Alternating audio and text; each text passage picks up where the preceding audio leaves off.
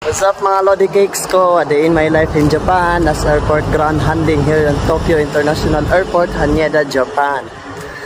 So kung nakita nyo sa video natin kanina, pinost natin kanina ng umaga, umuwi tayo ng alas 2 na mahigit ng umaga. And then ngayon papasok na naman tayo mga alauna ng hapon. So ganito po talaga yung schedule dito sa airport ground handling. So sa mga gustong mag-airport ground handling dyan, mag-isip-isip muna kayo.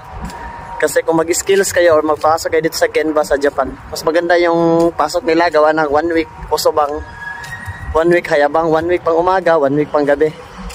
Yung salitan yun, unlike dito talaga. Yung schedule dito, hitik talaga yung schedule dito. Gawa na yun sa ibang company like Doratec or ANA. May pasok ka sila ng 16 hours straight. Grabe. Grabe na yan, sobrang. Kung sa mga gusto mag-running dyan, hindi ko kayo dinidiscourage. Mag-apply pa rin kayo para marami na tayo, para may kasama kami dito. Bye-bye!